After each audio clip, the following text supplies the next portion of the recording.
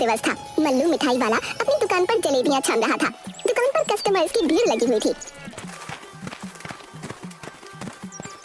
मल्लू भाई, जलेबियां कैसे दे रहे हो? 450 रुपए किलो। अरे अभी अभी तो 200 रुपए किलो जलेबी दे रहे थे। 1 घंटा 2 गुना से ज्यादा कैसे दाम बढ़ गया? आप ठीक कह रहे हैं सरपंच जी, लेकिन 1 घंटा पहले एक भी कस्टमर मेरे दुकान पर नहीं थे। अभी भीड़ को देख रहे हैं ना, अभी 500 रुपए किलो भी बेचूंगा तो हाथों हाथ बिक जाएगा। इतना लालच ठीक नहीं मल्लू, भगवान से डर। इतना लालच ठीक नहीं। इसमें लालच की क्या बात है? इसे अर्थव्यवस्था कहते हैं। मांग बढ़ेगा तो दाम भी बढ़ेगा। 200 रुपए किलो जलेबी लेना है तो कल आकर ले लेना। आज तो यही भाव लगेंगे भैया। लेना है तो बोलो, नहीं तो आगे बढ़ो। लूंगा क्यों नहीं, मंत्री जी अभी आने वाले हैं झंडा फहराने के लिए। ये लो 4500 रुपए, 10 किलो जलेबी तौल दो। उधर मल्लू का बेटा मग्गू के स्कूल में मास्टर साहब मग्गू से बोलते हैं, बच्चों, आज हम सभी के लिए बहुत ही महत्वपूर्ण दिवस है। आज ही के दिन हमारा देश अंग्रेजों की गुलामी से आजाद हुआ था। आज हम लोग शपथ लेते हैं कि हर गलत करने वालों का विरोध करेंगे, चाहे वह अपना ही क्यों ना हो। जी सर, हम शपथ लेते हैं कि हर भ्रष्टाचारी का हम विरोध करेंगे, चाहे वो कितना भी अपना क्यों ना हो। शाबाश बच्चों, अब कुछ ही देर में प्रिंसिपल सर झंडा फहराएंगे। मग्गू, तुम 1-2 लड़कों के साथ जाकर अपने दुकान से 10 किलो जलेबी ले आओ। मग्गू 2 लड़कों के साथ जलेबी लाने के लिए अपनी दुकान पर जाता है। मग्गू बहुत ही जिद्दी लड़का था। अगर वो कोई चीज एक बार करने की ठान लेता तो वो करके ही दम लेता। पिताजी, ये लो 2000 रुपए, स्कूल के लिए 10 किलो जलेबी दे दो। बेटा 2000 नहीं, 4500 रुपए लगेंगे 10 किलो जलेबी का। अरे पिताजी, 200 रुपए प्रति किलो के हिसाब से 10 किलो जलेबी के 2000 हुए ना। लेकिन बेटा, जलेबी के दाम 200 रुपए नहीं, 450 रुपए प्रति किलो हो गया है। लेकिन पिताजी, तो गलत है, ये भ्रष्टाचार है और हम भ्रष्टाचार का विरोध करते हैं। हम ऐसी लूट नहीं होने देंगे, वो भी आज के दिन। ज्यादा नेता बनने की कोशिश मत करो। लेना है तो लो, नहीं तो फुटो यहाँ से। 450 रुपए प्रति किलो से कम में नहीं जलेबी बेचूंगा। अगर आप सही कीमत पर जलेबी नहीं दे पाए तो हम आंदोलन करेंगे। बोलो दोस्तों, इनकलाब जिंदाबाद, जिंदाबाद, जिंदाबाद। तानाशाही नहीं चलेगी, नहीं चलेगी, नहीं चलेगी। मग्गू वहीं धरने पर बैठ जाता है। इधर लालची मल्लू कीमत कम करने को तैयार नहीं था और उधर उसका बेटा मग्गू काफी जिद्दी था, इसलिए कोई समझौता नहीं हो पाता और मग्गू अपनी ही दुकान के सामने अपने ही पिताजी के खिलाफ धरने पर बैठ जाता है। जैसे ही मास्टर प्रकाश को ये सारी बातें पता चलती हैं, वो घटना स्थल पर पहुंचते हैं। क्या हुआ मग्गू, तुम यहाँ जलेबी लेने आए थे, फिर धरने पर क्यों बैठ गए? सर, पिताजी ने आज जलेबी का दाम 200 रुपए से बढ़ाकर 450 रुपए प्रति किलो कर दिया है, इसलिए हम इस भ्रष्टाचार के खिलाफ धरने पर बैठे हैं। क्यों मल्लू जी, जलेबी के दाम अचानक क्यों बढ़ा दिए? सर, आप तो बच्चों को अर्थशास्त्र पढ़ाते ही होंगे। अर्थशास्त्र हमें बताता है कि किसी भी वस्तु का कीमत उसके मांग पर निर्भर करता है। आज जलेबी का मांग ज्यादा है तो उसकी कीमत भी ज्यादा होगी। ऐसा थोड़े है कि मनमाने तरीके से कीमत बढ़ा देंगे। मैं तो अपने जलेबी की कीमत यही रखूंगा सर। हाँ, अगर आपको दूसरे जगह से लेना है तो यहाँ से 17 किलोमीटर दूर जाकर सस्ती जलेबी ले सकते हो। ओहो, यानी इस गांव में एकमात्र हलवाई होने का फायदा आप उठा रहे हो। मग्गू, क्या करोगे? हमें स्वतंत्रता दिवस आज ही मनाना है, इसीलिए 450 रुपए के हिसाब से ही 10 किलो जलेबी ले लेते हैं। नहीं सर, आप आज के दिन भ्रष्टाचार को बढ़ावा कैसे दे सकते हैं? मैं भी हलवाई का बेटा हूँ, मैं यहीं पर जलेबी छानूंगा और 150 रुपए प्रति किलो जलेबी सभी को दूंगा। 1 घंटे के अंदर मग्गू अपने दोस्तों के साथ मिलकर वहाँ पर तंबू डालकर मल्लू की दुकान के ठीक सामने 150 रुपए किलो जलेबी छानकर बेचने लगता है। देखते ही देखते मग्गू की दुकान पर भीड़ लग जाती है। मल्लू के सारे कस्टमर्स मग्गू की दुकान पर आ जाते हैं। मल्लू का लगभग 1 क्विंटल छानी हुई जलेबी वैसे ही पड़ी की पड़ी रह जाती है। बबली, बबली कहाँ हो? बाहर आओ। देखो अपने लाडले को क्या कर रहा है। अरे क्या हुआ जी, क्यों आसमान सर पर उठाए हो? अपना मग्गू दुकान खोले हुए है और उसकी दुकान पर भीड़ लगी हुई है, तो आपको क्या जलन हो रही है? सारी दुनिया चाहती है उसका बेटा आगे बढ़े और एक आप हो। सारी दुनिया अपना बेटा को आगे बढ़ते देखना चाहता है, लेकिन यह नहीं कि बाप को पीछे छोड़कर और घाटे में व्यापार चलाकर कोई आगे बढ़े। वह देखो, दाम के दाम जलेबियां बेच रहा है। मेरी 1.5 क्विंटल जलेबियां यूं ही बर्बाद चली जाएंगी, उसको कोई फर्क नहीं पड़ता। अब तुम तो उसे जानते ही हो कि वो कितना जिद्दी है। अगर उसने जिद पकड़ ली तो वो उसे पूरा करके ही रहेगा। और तुम्हें क्या पड़ी थी 2 गुने से ज्यादा दाम पर जलेबियों को बेचने की? मैं कही देती हूँ जी, यही लालच आपको एक दिन कहीं का नहीं छोड़ेगा। आओ आओ चाचा, आओ चाची, आओ भैया और भाभी, आओ दाम के दाम जलेबियां खाओ, स्वतंत्रता दिवस धूमधाम से मनाओ। तभी वहाँ से सरपंच जी के साथ मंत्री जी गुजरते हैं। मग्गू की दुकान पर भीड़ देख, हुकुमचंद जी, ये आपके गांव में इतनी भीड़ क्यों लगी है? शायद कोई जलेबी की दुकान है, लेकिन ठीक सामने बड़ी सी जलेबी की दुकान में एक भी आदमी नहीं, ऐसा क्यों? मास्टर जी, मल्लू के दुकान के सामने किसने जलेबी की दुकान खोली है? और उनके दुकान पर भीड़ है, इसके दुकान पर की भीड़ कहाँ गई? सरपंच जी, मल्लू ने अपने जलेबी का दाम दुगना से भी ज्यादा रखा था। उसी के खिलाफ उसका बेटा मग्गू दाम के दाम जलेबियां बेच रहा है, इसीलिए वहाँ पर सारी भीड़ है। वाह, इस युग में इतना अच्छा विचार वाला लड़का। सरपंच जी, मैं उस लड़के से मिलना चाहूंगा। बेटा मग्गू, जरा इधर आना, मंत्री जी तुमसे मिलना चाहते हैं। नमस्ते मंत्री जी। मंत्री जी जिंदाबाद जिंदाबाद जिंदाबाद। मग्गू जिंदाबाद जिंदाबाद जिंदाबाद। देखो मल्लू, अपने बेटे से कुछ सीखो, किस तरह लोगों के सेवा के लिए तत्पर है। तुम्हें अपने बेटे पर गर्व होना चाहिए। क्या खाक सीखे? इस नालायक ने अपने धंधा में कुछ भी नहीं कमाया और मेरा धंधा भी चौपट कर दिया। 1.5 क्विंटल जलेबियां मेरी बर्बाद हो गई। जितना मैं सुबह से कमाया था सब घाटा में चला गया इस नालायक के चलते। अरे पिताजी, साधारण कमाई से भी काम चल सकता है। अगर सही कीमत पर आप जलेबियां बेचते तो भी बहुत कमाते, क्योंकि गांव में सिर्फ आप ही एक जलेबी बनाने वाले हैं। अच्छा, मंत्री जी ने जरा पीठ क्या थपथपा दी, तुम तो नेता जैसी बात करने लगे। अरे बेटा, नमक, तेल, ईंधन, इन सब का जब इंतजाम करना पड़ेगा तो सब अच्छी बातें धरी की धरी रह जाएंगी। बच्चों कोई दाम नहीं देगा। बाप पड़ा ना भैया, सबसे बड़ा रुपया, समझे? मैं ज्यादा तो नहीं जानता, पर मैंने आज शपथ ली है कि हर बुराई को हम रोकेंगे। अगर आप कल से भी उचित मूल्य पर सामान नहीं बेचते तो मैं खुद उचित मूल्य पर लोगों को खाना उपलब्ध करवाऊंगा।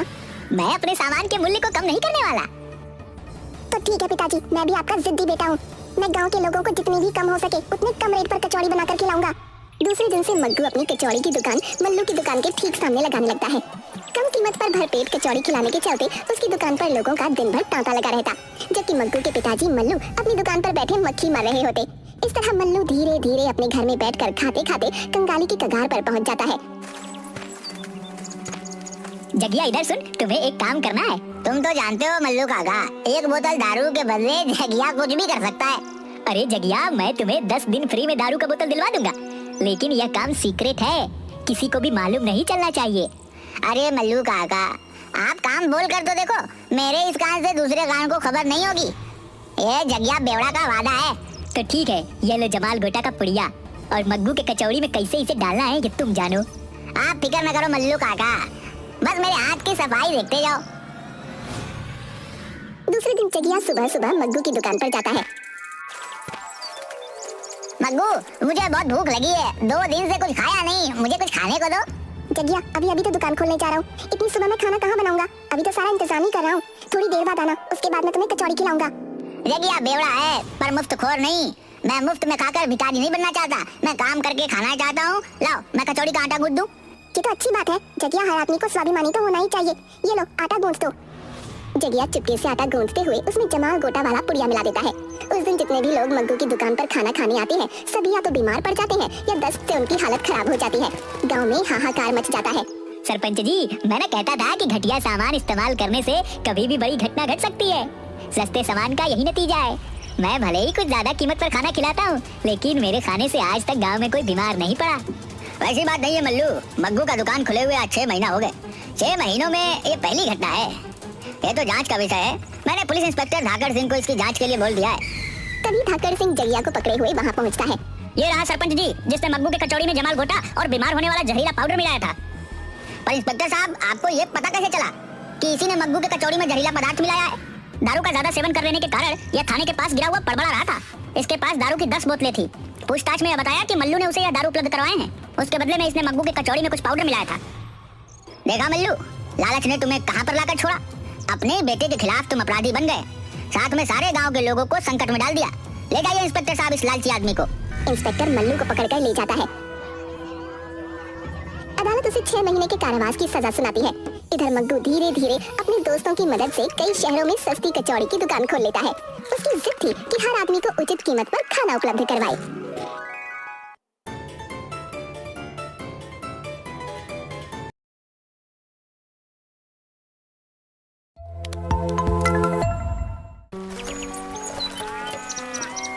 प्रीतमगढ़ राज्य में झुमरू नाम का एक नाई रहता था, जिसके 2 बेटे थे। बड़ा बेटा गबरू जो बौना था, दूसरा बेटा बिलवा जो बदमाश था। क्योंकि गबरू कद का छोटा बौना था, इसलिए कोई भी लड़की उससे शादी को तैयार नहीं थी। छोटा भाई बिलवा की शादी हो चुकी थी। एक दिन झुमरू अपने दोनों बेटों को अपने पास बुलाता है। बेटा, मेरी अवस्था अब दुकान संभालने की नहीं रही। मेरी आंखों की रोशनी लगातार घटती जा रही है। ऐसा क्यों बोलते हो जी? अभी तो आप कम से कम 20 साल दुकान संभालेंगे। ऐसा नहीं है, कल ही एक कस्टमर का मैंने मूंछ काटते काटते थोड़ा सा नाक काट दिया। ओह, फिर क्या हुआ? फिर क्या, जैसे तैसे मामला शांत हुआ। कल से बिलवा दुकान संभालेगा। वैसे भी शादीशुदा होने के कारण इसकी जिम्मेदारी ज्यादा है। तो फिर गबरू क्या करेगा? वो कैसे अपना जीवन चलाएगा? देखो सुंदरी, अपना बेटा सबको अच्छा लगता है, लेकिन गबरू में ऐब है। यह तुम्हें भी पता है और हमें भी पता है। इस बौने से कौन शादी करेगा?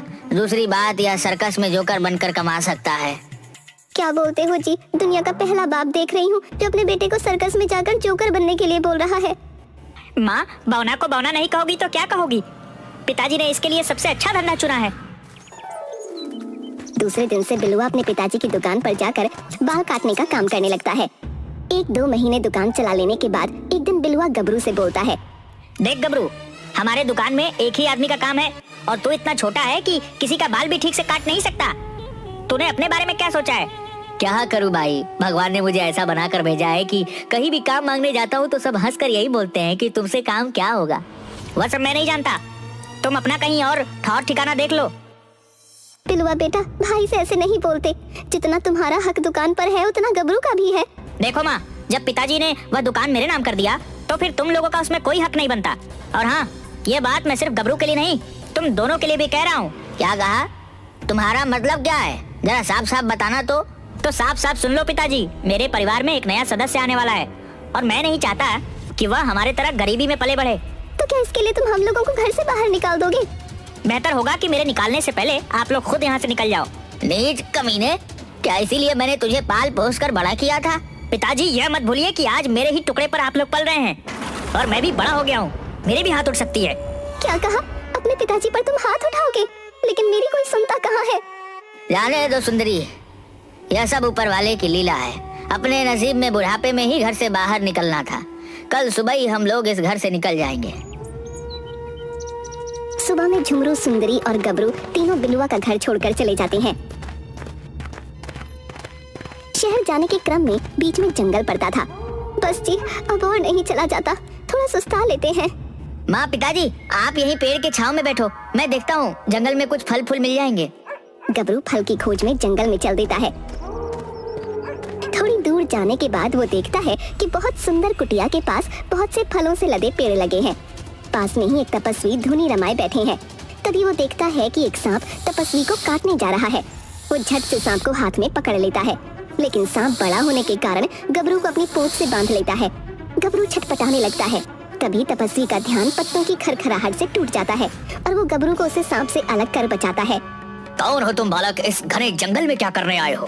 प्रणाम महाराज, मेरा नाम गबरू है। मैं अपने बूढ़े माता पिता की भूख को मिटाने के लिए कुछ फल ढूंढने के लिए आया था। मेरे माता पिता नदी किनारे पेड़ की छांव में भूखे बैठे हैं। बालक, मैं तपस्वी देवराज तुम्हारी माता पिता के प्रति आदर भाव और मुझे बचाने के लिए अपनी जान की बाजी लगा देने की तुम्हारे साहस से बहुत प्रसन्न हुआ हूँ। ये लो एक फल, इसमें तुम लोगों की भूख मिट जाएगी। जी महाराज, मैं इसे अभी माँ पिताजी को जाकर खिला देता हूँ। परंतु मुझे यह समझ में नहीं आ रहा कि तुम अपने माता पिता के साथ जंगल में क्यों भटक रहे हो? तब गबरू अपने परिवार और बिलुआ के बारे में बताता है कि किस तरह उसके छोटे भाई ने उन सभी को घर से निकाल दिया। यह फल मामूली फल नहीं है। इससे तुम जो चाहोगे एक बार में वह तुम्हारी इच्छा पूर्ति कर देगा। लेकिन मैं चाहूंगा कि इससे तभी मदद लेना जब तुम्हें इसकी जरूरत हो। जी महाराज, अब मुझे आज्ञा दें ताकि मैं जाकर अपने बूढ़े माता पिता के भूख को शांत कर सकूं। गबरू वो फल लेकर तेजी से अपने माँ पिताजी के पास पहुँचता है और उन्हें सारी कहानी बताता है।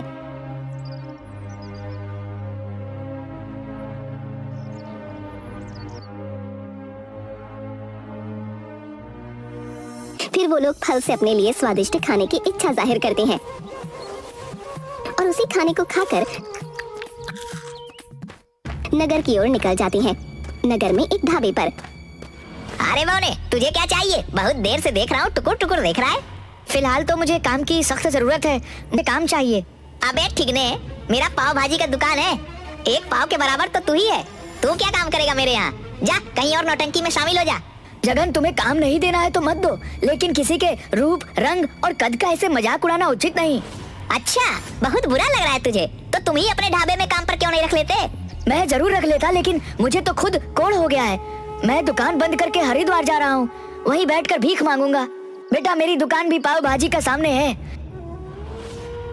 लेकिन मुझे कोढ़ हो जाने के कारण यह दुकान मैं बंद कर हरिद्वार जा रहा हूँ। अगर तुम चाहो तो इसे खुद से चला सकते हो। चाचा, तुम्हें कहीं जाने की जरूरत नहीं, हम दोनों मिलकर पाव भाजी की दुकान चलाएंगे। बेटा, मुझे कोढ़ हो गया है और यह बात नगर में सभी को मालूम हो चुका है, इसीलिए मेरी दुकान से कोई खाना नहीं खाएगा। एक दो कस्टमर आता भी है तो यह लालची जगन उसे कोढ़ के नाम पर भड़का देता है और अपने यहाँ बुला लेता है। चाचा, मेरे माँ पिताजी हैं, हमें एक कमरा चाहिए ताकि हम लोग रह सकें। अगर तुम लोग छुआछूत नहीं मानते तो मेरे घर पर रह सकते हो। वैसे भी अब मैं हरिद्वार निकलने ही वाला हूँ। धर्मा उन लोगों को अपने घर ले जाता है। वहाँ गबरू उसे चमत्कारी फल से एक छोटा सा फल मांगता है और धर्मा को खाने के लिए देता है। फल खाते ही धर्मा के जितने भी कोढ़ के लक्षण थे सारे गायब हो जाते हैं। धर्मा खुश हो जाता है। तभी नगर में महामारी फैल जाती है। लो, इस महामारी में तो लोग हमारे पाव भाजी भी नहीं खाएंगे। अब हम लोग कैसे रहेंगे? पता नहीं यह महामारी कब खत्म होगी। गबरू उस चमत्कारी फल से महामारी ठीक होने वाली दवा की इच्छा जाहिर करता है। फल से तुरंत एक रस से भरी बोतल निकलती है। उस चमत्कारी रस को पाव भाजी में छिड़ककर वो बेचने लगता है, जिससे बीमार व्यक्ति ठीक होने लगते हैं। उधर प्रीतमगढ़ के दरबार में महाराज की जय हो। हमारी खुफिया विभाग से हमें पता चला है कि चूनागढ़ के महाराज भैरव सिंह हम पर हमला कर प्रीतमगढ़ को अपने राज्य में मिलाना चाहते हैं। जी महाराज, हमने भी पता करवाया है। जूनागढ़ के महाराज भैरव सिंह का मानना है कि हमारे नागरिक उनके राज्य में पलायन कर महामारी फैला रहे हैं और यह भी मानना है कि हम लोग महामारी पर काबू नहीं पा रहे हैं। अगर एक हफ्ते में महामारी पर काबू नहीं पाया गया तो वे हम पर हमला कर देंगे। और महाराज, इस वक्त हमारे आधे से ज्यादा सैनिक बीमार पड़े हुए हैं। जो है भी वह महामारी से भयभीत है। वह भी आक्रमण का सामना करने को तैयार नहीं है।